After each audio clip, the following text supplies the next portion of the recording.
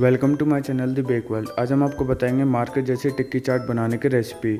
जब तक आप लाइक करें, कमेंट करें, शेयर करें और सब्सक्राइब करें हमारे इस चैनल को।